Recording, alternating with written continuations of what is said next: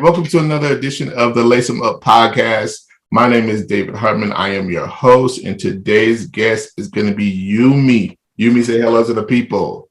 Listen, you want custom shoes? That's gonna take some bucks. Whatever you have for the price, go ahead and raise them up. Better get your spot now for what's taken up. When it's all said and done, my guy, lace them up. Come on, lace them up. Aloha. So, first of all, let's start here. Tell us a little bit about yourself. Where you're from? My name is Yumi from YumisArtBox. I wouldn't call myself an artist, but I customize things. I am 25 years old. No, I'm just kidding. I'm a mom of a fur baby, a daughter, an 8-year-old daughter, and a wife to my crazy childlike husband. Awesome. So, let's just kind of jump in. So, part of what we're talking about is like custom shoes and that kind of thing. So, what got you into custom shoes? Okay, so initially when I started Instagram, it was like, everybody starts off and then they post their family stuff and then they're like, oh, okay, And then I belonged to, excuse me, a Disney page. It was like a fan page of a bunch of, Disney fans. And then a few people on there, they would go live and then they would create art live. And my husband, he works for a blacklighting company and he brought home some paints and he's like, why don't you try them out? I'm like, okay. And I was painting on canvas and then I was painting live on this Disney fan page also. And they took well to it. And then putting it up on Etsy or like trying to sell it, that was a whole new different story. Wasn't as successful. What am I doing wrong?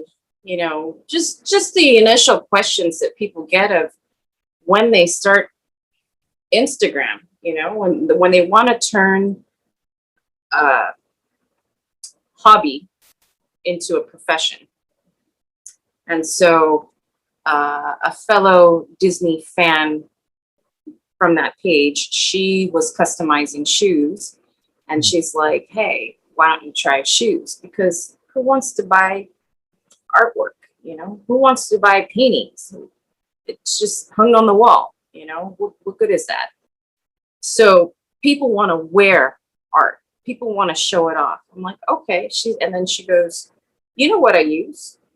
I tag it all the time. I said, okay. Bought myself a basic set. My guinea pig was my daughter. And this was, I started everything, such as the painting, maybe about 5 years ago. So when my daughter was turning 3. And somewhere along the line in there, maybe the following year, I did my first pair of shoes for my daughter. And that's how it all got started. And initially it was really slow. Of course, you're starting on the Instagram page. Nobody knows you. You struggle to get your name out there, to be seen. You pay for ads and, you do all this kind of stuff. But, and then you tag people, you tag the paint company, all kinds of stuff that goes on in the backgrounds of social media. And 1 year, I just got super busy. And then here I am today.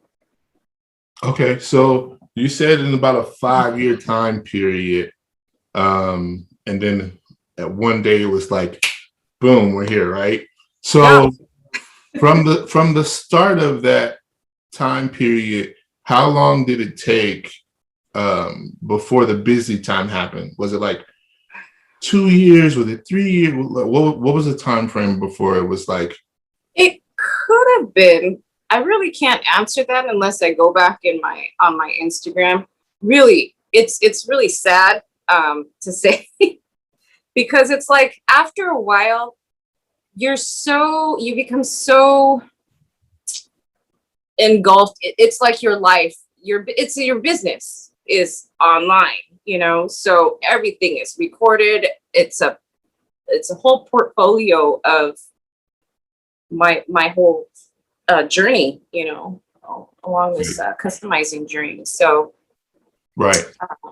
So the part of it in that I was trying to get to really is being consistent, right? Like yes. I feel like so many times people start something and they go, I'm gonna try this, I'm gonna do it. Oh And yeah. it doesn't work in 3 months, it doesn't work in 6 months. Mhm. So we're talking about over a 5-year time period. Oh yes. Speak to what that journey looked like and felt like for you, because a lot of people would have just given up. You know, I get kind of getting kind of emotional, but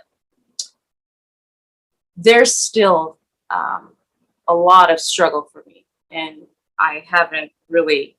I mean, we're not meant to ever hit our goal or achieve our dreams. To me, I think because we have that, we have somewhere to, you know, somewhat Mhm.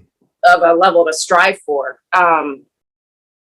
But every day is a struggle. I can't say that it's been easy. You know, I'm very, very blessed that I get orders and I get business. I have repeat customers, but there are those days where you think you do the best work and you put it on social media and only like 50 people like it. And you know, I did everything right. I tried my best, but that's all you can do, you know? And you just got to keep pushing. And then there are those, you're not supposed, okay. And then, okay. So this is a whole new different thing. You start looking at other pages, you start comparing, you start feeling this small, really. But looking at those that are way out here and so far out of reach, that has been my drive. I want to get there. I want to try and outdo not them, but I want to do what I just completed each time. And then you get better and better and better. And hopefully someone would notice. Maybe not. I don't know. But within yourself, that you've done the best that you could to your ability. So, you know, you're never going to reach that person because you're not that person. You don't create art like that person. Your style is different, whatever. You know, you can try and copy it, but you're not that person. So Right. So yeah. I think that's a very interesting space. Like, so stay in your space, your lane is what that makes me think about, right? But with saying that, like, one, what is your space? What is your style? And then how do you develop it or choose what lane that you're gonna be in? So what would you say is your style? Right now, I think they come in phases. But then again, when I look back to the first pair of shoes that I've done for my daughter, my shading is pretty similar. So I think I focus on that depth, shading. And then right now, you know, I don't know if you're familiar, but I started using water brushes, kind of like a watercolor effect on canvas shoes, which has become just everything flows. Like it wasn't as a challenge. It wasn't like, God, you know, gosh, I don't know how to say it. Like sometimes you get some projects that you're not into, you know, and you're just like trying to get through that. You know how hard it is, right? Just, but I mean, you are appreciative, but there are some projects that you just can't connect with, I guess. And the style that I have now, I guess it just clicks. It just comes together so easily, like it flows, you know. Yeah. I don't know how to, it's more of a feeling for me. Everything's been more of a feeling, like an emotion. I don't know, Mm.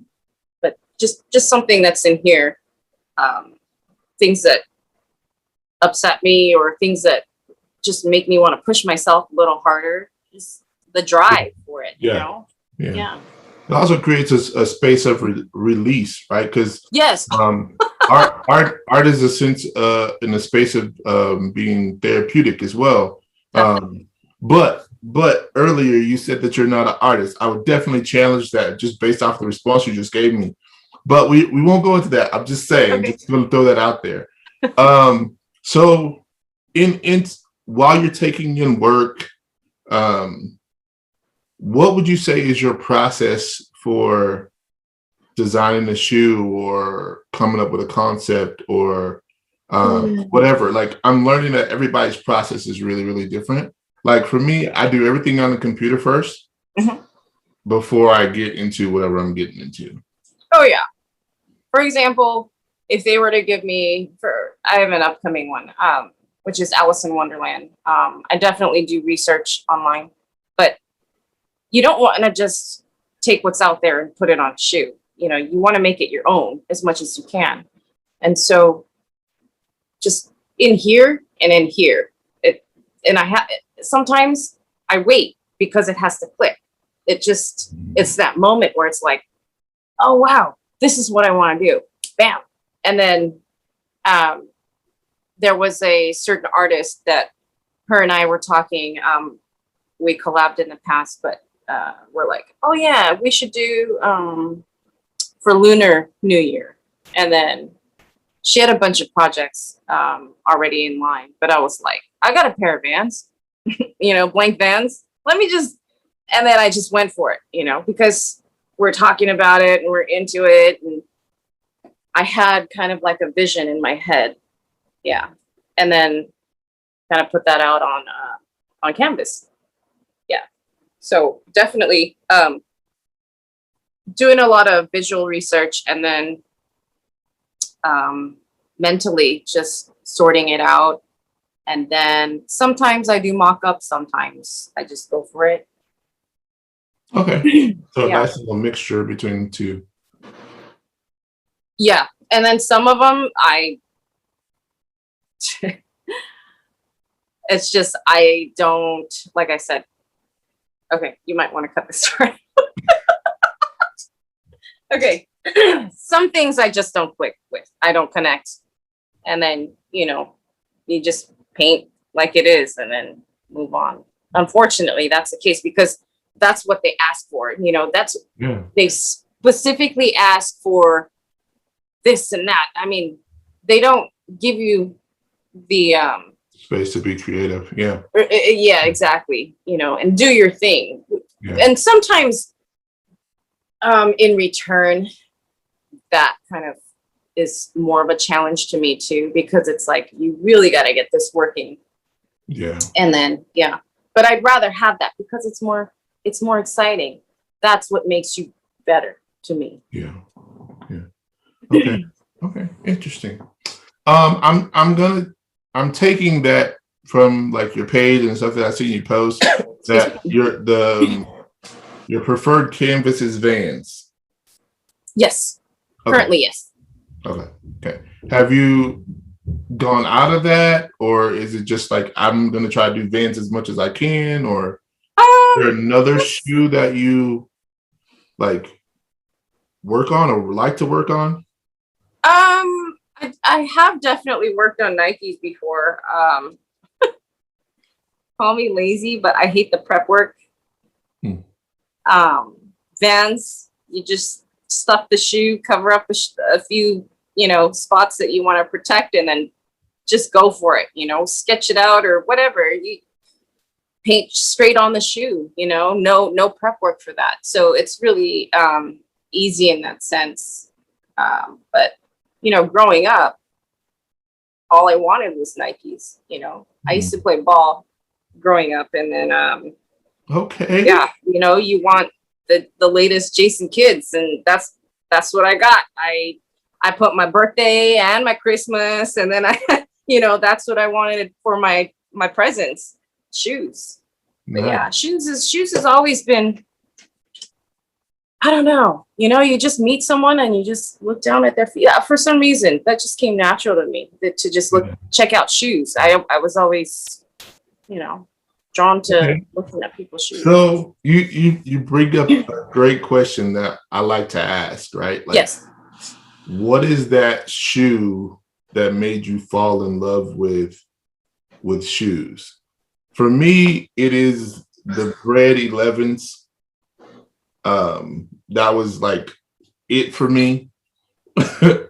I was in middle school when they first came out, and it was like that was a shoe that I had to have.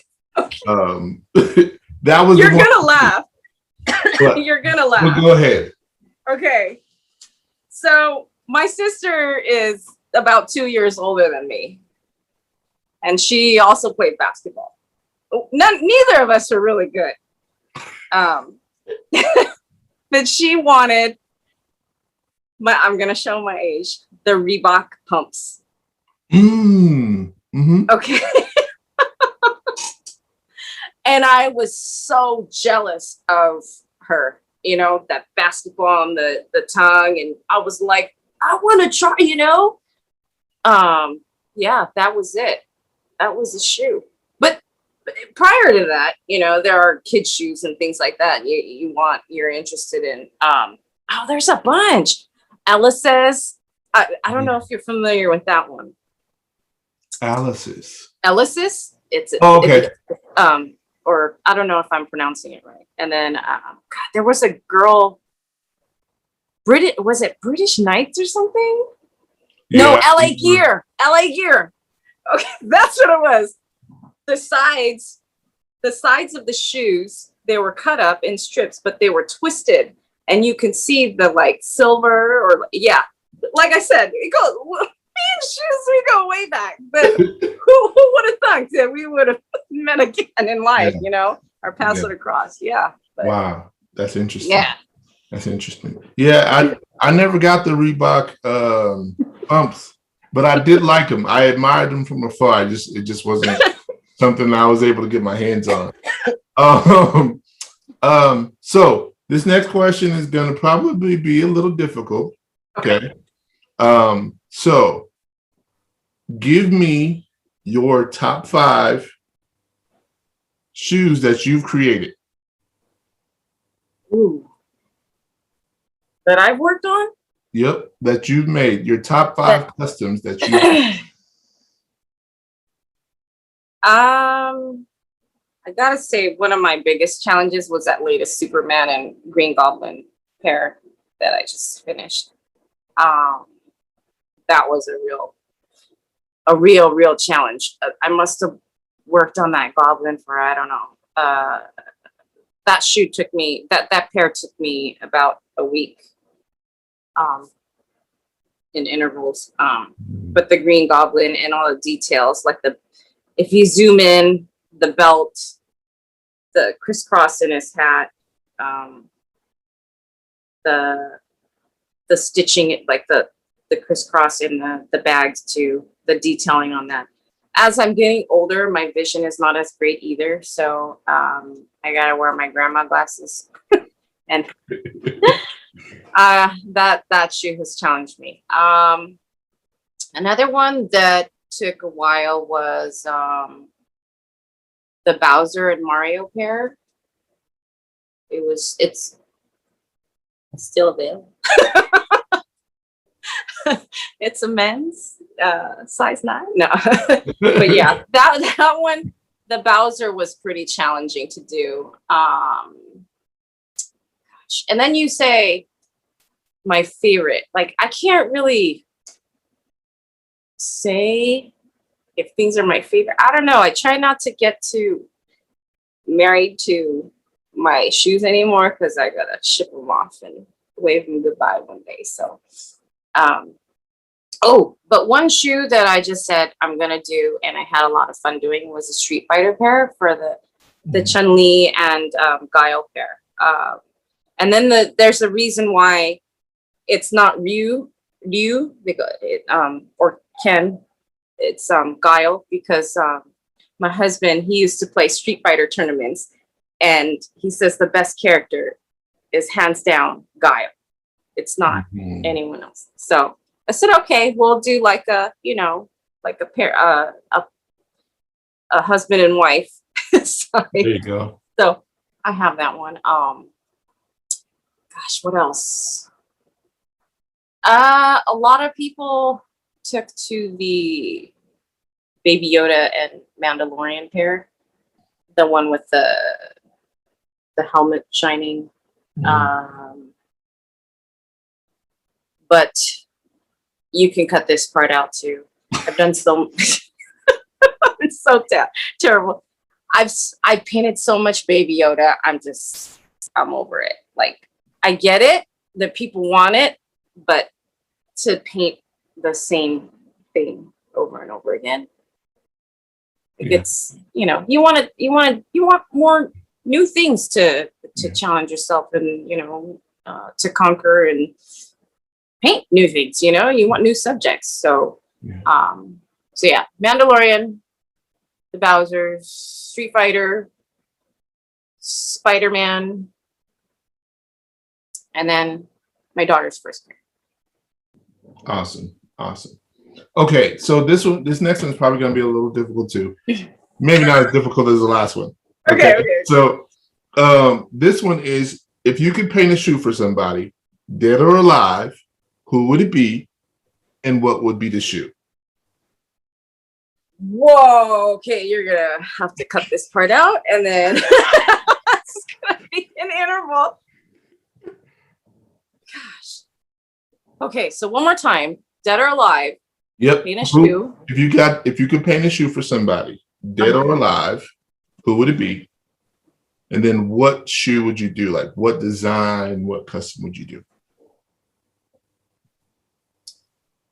Ooh. There's one person, I think, in life that I would never know what to paint. And that's my mom.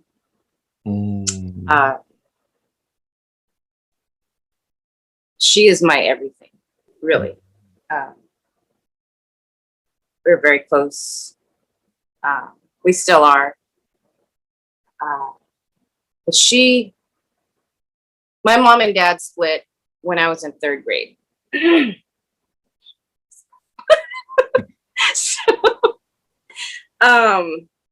She raised both my sister and I, single mom. We didn't have much, and like I said, like obtaining a pair of Reebok pumps, they didn't come easily, and she's probably one of the most hardest people to please. She won't let you know that she's proud, or anything like that. She's always she keeps to herself. She's very humble. She's a hard worker. But yeah, I would love to paint something from her, and but I just wouldn't know what. But yeah, maybe a picture of my daughter on her shoes. But there's a thing in so my background is I'm Japanese American. I'm 2nd generation. So my mom and dad were straight from Japan, and then my dad came here when he was like 18 or so. So his English is all right, but my mom, she struggles right now too, So she speaks to my daughter in Japanese, and then we're trying to get that in her head and have her learn. So I grew up bilingual, and but she struggled quite a bit, and then she was really strict, bringing us up and everything like that. But yeah, very, very thankful, very appreciative to my mom, and I just there's, I don't know, there's just nothing that I could, just never enough to thank her. Right. Yeah. Right. But you know, I'm sorry, it's so boring. It's like No, so that's dope. That speaks volume. I mean, like I mentioned before, a lot of people could definitely relate to that story and being in that space. So, I mean, when I first started off, it was just me and my mom as well. So, I can definitely relate. So I feel you in that vein. So, next question: what's now and what's next for you? Ooh. So I just started working with some new paints I know you are familiar with, right? I saw. Alpha 6 Corporation. Gosh, I don't know how much. Have you tried their paints out, by the way? I haven't had a chance to yet. I've seen everybody reviewing them and everything, and I'm like, I'm gonna have to make a purchase. Yeah. I haven't tried them yet. Yeah, that's the best thing, I think. You know, people can say this, you know, they can say give negative reviews or not, but the best thing to me is for people to try it out themselves. Right. And make their own, you know, have their own opinions on it. Not everybody's the same. Not everybody, you know, paints in the same style either. So some people lay it on thick. And yeah, so Alpha 6, just working with the new Alpha Flex paints. There was discussion. I don't know if I should share because I don't know if it's gonna go through or not. But I was like exclusive. yeah, there was a guy who reached out to me asking a bunch of artists in the community that are outside. I believe they're from France, and there's going to be an what is it? Exhibition. Or, at a gallery, and then they're sending each person, each artist, a shoe, one shoe, not a pair of shoes. An exhibit. Okay, I got you. Yeah. And then I'm sorry, my brain is. That's good. What's on the last question? So yes, an exhibit in France, and then we're supposed to create one shoe. He didn't say paint. He said, you know, do what you want. So, like, oh, which, you know, is painting it just okay? Like, do we have to put wings on it? And does it have to fly? Like, yeah, I don't know. It's for a gallery. So, and he said he's gonna send the shoe, but I haven't heard back from him. So I have to email him again. But we'll see what's going on with that. But I definitely do want to do more collaborations, but I just can't take any more right now, any more work, because I'm backed up, and it gets to that point where daily life it's just in there in my mind. I gotta do this, I gotta do that, and then juggle everyday life. My daughter, and yeah, she's home, mommy. You know how that is. So just trying to do it all, and then we'll see, you know, open up some orders after that, and then before you know it, it'll be Christmas. Christmas is always crazy. It's just so you brought up something interesting. Yes. Right, especially for, and this goes for anybody, doesn't necessarily have to be shoes, but anybody who is working or has something else going on, life, whatever, and they're trying to start a business or they're trying to run their business. And that's that wonderful thing of work-life balance, right? So how do you like accomplish that, or is this a myth? Like, does it not happen? It is happening to a point, but some days I can't get anything done. I mean, that's reality. You know, I got what is it, back in the end of April, my dog had seizures for the first time. Mm. I was on nonstop watch. Like I couldn't leave her side because I had to watch. Now it's just subsided a little bit. So we're still keeping an eye on her, but I can't leave the house. Someone's got to be watching her. Even a shower. This is like having kids, a newborn, that whole thing again. Like having a shower, that's luxury. Going to the bathroom in peace, that's luxury. Yeah, especially with little kids. Yeah, exactly. So, not everybody has a family. Not everybody has, school. Some people are, I can't say fortunate enough because our lives are just different. We all have our thing. So, but yeah, definitely sacrifice sleep. And I can't say that I don't sacrifice time with my daughter because I have to. I do. It's a job, and that's the thing where you really, once you get to that point, you really start to, excuse me, you really have to start to separate. Mm-hmm. I'm at work. I'm at home. Well, I'm with my family. Right. I'm working right now. Yeah. And then that's one of my biggest feelings of guilt is we're home all the time. My daughter sees me all the time. And when she's, she was virtually online for school, virtually going to school online. But after that, like right after she'd get off, Mommy, I want to do this. But it's like, I have to work, for me to say I have to work, it just, it kills me, but it's kind of like, we do this so you have a bed to sleep in. We do this so you have a roof over your head. We do this so we have food on the table.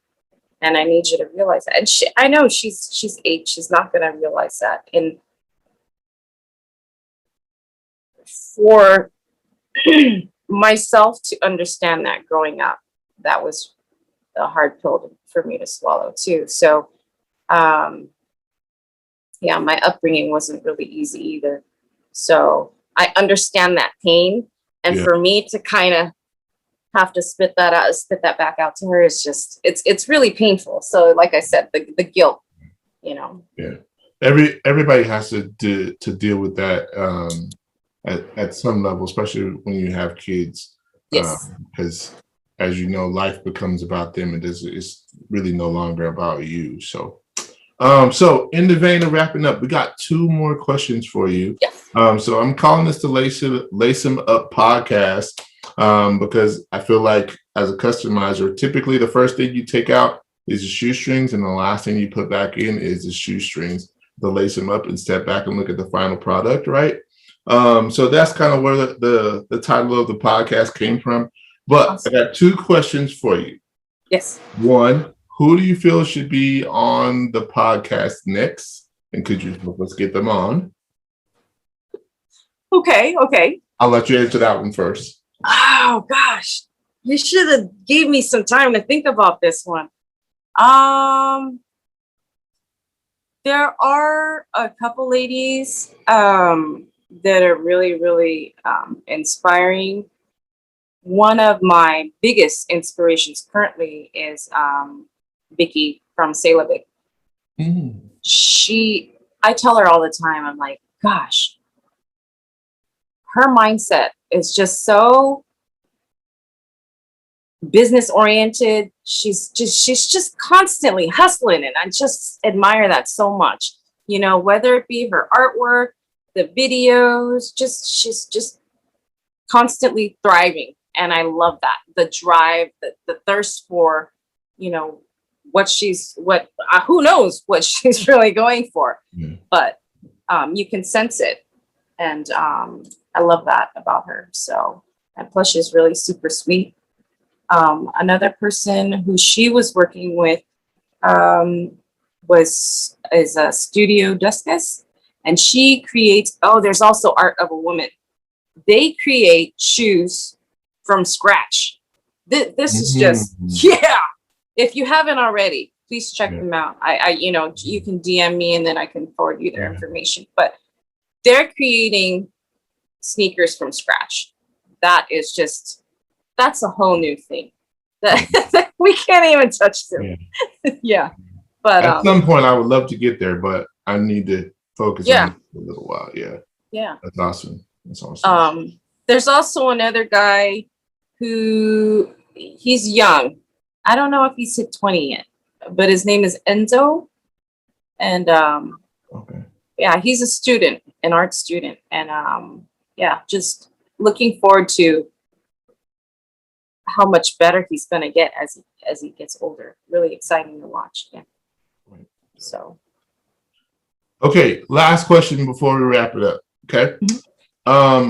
What tip, give me one good tip that you would give to someone who's starting out, a new customizer? One tip only. I mean, one is great. I mean, if you bless us with two, I'm fine with that, or more. 1 second then. Yes.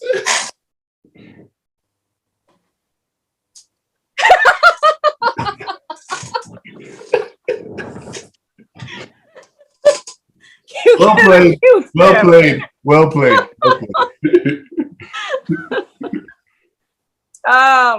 You know what though? Really, just do your own thing at your own pace and in your own style. Make it come from here.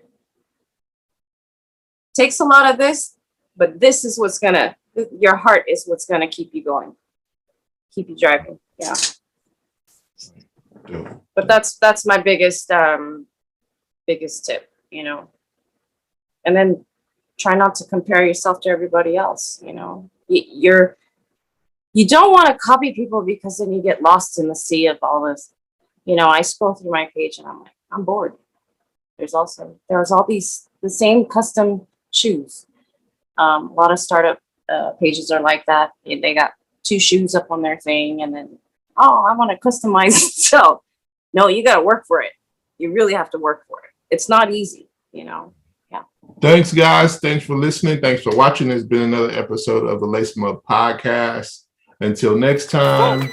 Listen, it takes wisdom to grab these sneakers and spin them. Cut a couple of linen and match them up with the denim called Davidedo. He'll cook it up like a kilo and have your Air Ones appropriate with the stilo. He's no Lilo, but he's mean with the stick.